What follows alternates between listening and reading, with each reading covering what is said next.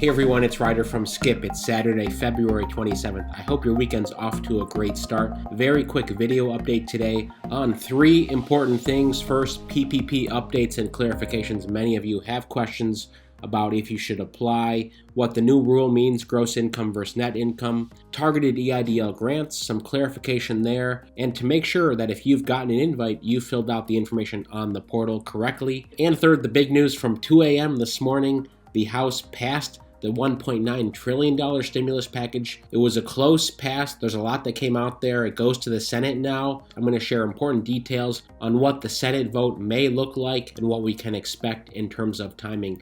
Thanks as always for subscribing and tuning in. I'd love to hear in the comments how your weekend's going. And thank you for so many positive comments last week. You know, there's a lot of news that we covered, and I just caught up on a lot of the comments you've left, and I'm so appreciative of all your kind words and support in the comments. So, of course, subscribe and turn on alerts if you haven't yet, and like this video so more people see it. It's been almost 1 year since I've been doing these videos talking about EIDL, PPP, stimulus funding. So it just means so much, and I know many of you have been watching since the beginning, so thanks especially to you. And if you're new, welcome. By the way, watch until the end because we are giving away $1,000 on Monday. I will give a recap of that, but we will pick 10 people to give grants to on Monday. So all you have to do for that is subscribe and download our free app, Hello Skip, in the App Store, link in the description. First news here on the targeted EIDL grants. A couple updates that we've heard that I want to share. Number one, around 30% of you have said you've gotten an email from the SBA. So most of you are still waiting. We hope more invitations from the SBA will happen this coming week. Number two, about a week or two after you get the original invite, you will get an email from the SBA telling you to fill out your 4506T. That's your tax authorization form. The email will look like this, what you see on the screen, and then you will go to your dashboard and you'll have an action item to fill out your 4506T. It takes 2 seconds. Then what you want to double check, because I think a few of you have missed this. We've heard, oh, you just realized that if this still says in progress, that means you have action left. Okay, once you sign the 4506T, there's a button that says submit for processing. Click that button, because if you don't click that button, your targeted EIDL grant will not be officially submitted to the SBA. So it's another hoop that they're making us jump through. So I just want to call that out because I would hate to see that you made it this far, you got the invite, but because of the process you missed to click this button. So go double check your portal today to make sure you've done this. Basically, when you get the modal here, click submit. Then once you do that, it will refresh the page and you will see right here the targeted EIDL advance will say submitted. Okay, that's important. So if you're not sure that you're all set, just do a quick double check to make sure that your targeted EIDL advance is submitted. By the way, just to pull up the app because I haven't done it in a few days, if you want to check your low-income community status, you can do it on the app. You know, we are checking the data. There are a few differences in some cases between the IRS data that we've pulled in, that we pull when you search, and what the SBA has. But you just go to track EIDL grant progress, and then you can put in your address, see if your address qualifies yes or no. And the circle chart shows here, based on our users, how much of the new EIDL grant funding has been claimed, and that's based on eligibility on the app here. As you can see, according to our app, around 40% of folks are eligible for new targeted EIDL grant funding. You can also see new grant opportunities as well, and take a look. We are updating these a couple times a week. Any new grant opportunities, city, state, there are even some national grant programs from private organizations. In fact, yesterday, we posted on here a new $20,000 grant opportunity. So you can find it on the app here, but it doesn't matter where you live, it's open. So if you want to find out about that, that's all on the Skip app. And of course, we often do more in-depth posts after I do these videos. Sometimes you have questions and we will go more in depth based on your questions. Speaking of EIDL grants, in the new $1.9 trillion stimulus bill, there is $15 billion for additional targeted EIDL grants. Before I talk about that, and a quick recap of what else is in there for you as an individual or your small business, here's the news that came out at 2 a.m. Eastern time. You know, this is nuts that they do these marathon lawmaking sessions, and I always wonder, how can they be on for that long? And how much thought do they give to these bills when they are voting on them at 2 a.m.? This is 2 a.m. Washington time. So here's how it looked.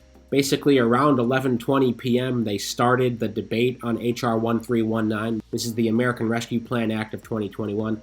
So they started the debate, and they each get a little bit of time, and both sides get time to debate. Finally, around 2:04 a.m., this passed 219 to 212. Here's how it looked here in detail. Roll number 49 for the day. 219 to 212, one person not voting.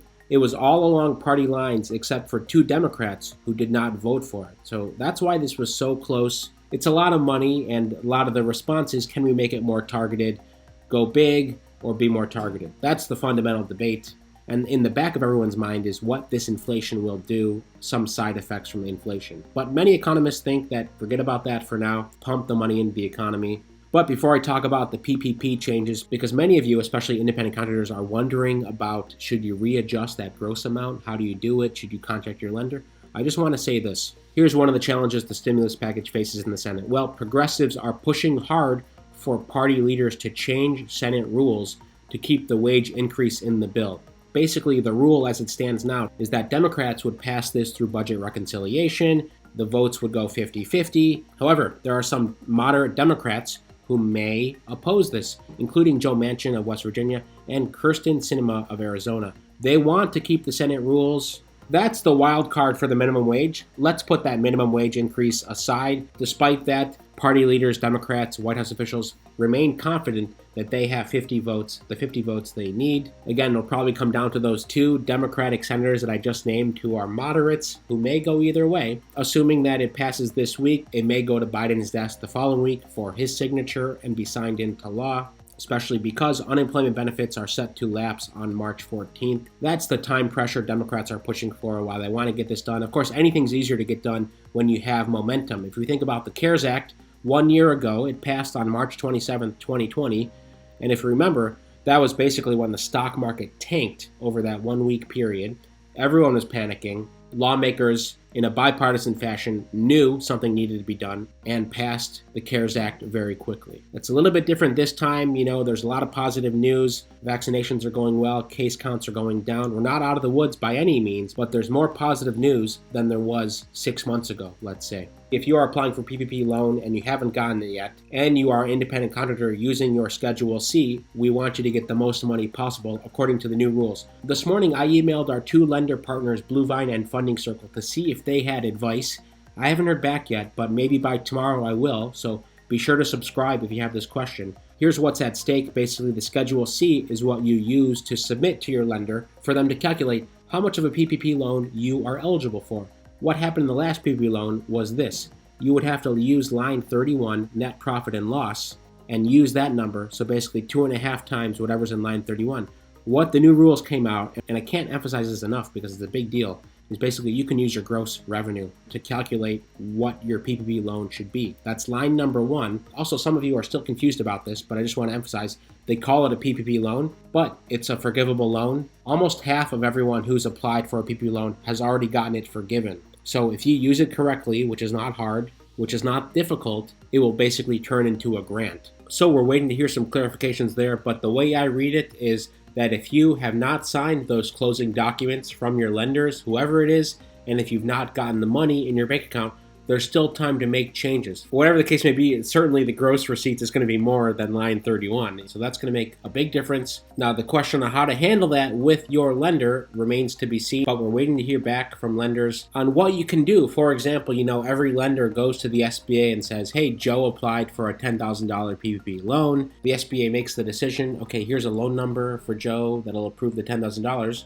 That goes back to the lender. Then what I think will happen now for many of you, if you go ask for more money for your lender will then have to go back to the SBA and say, hey, based on the new rules, Joe's actually eligible for $20,000. So can you change the loan number or modify it? Again, I'm unclear about how that process will go. Bottom line, if you didn't want to apply for PPP before as an independent contractor or a self-employed individual, now's the time. Go to pppbonus.com. That goes to our partner Funding Circle, pppbonus.com, or if you haven't applied for Bluevine yet, the Bluevine application is at trackppbloan.com. So those are your 2 options. Keep the comments coming. I'm going to be reading comments tonight, and I'll answer more questions tomorrow. By the way, Monday, we are picking 10 folks to give $100 grants to. That's part of our weekly giveaways. All you have to do is subscribe to this channel and, of course, download our free app, HelloSkip, in the App Store. Links in the description. As always, thank you so much for subscribing and supporting us. Have a great rest of the weekend, and I'll see you tomorrow.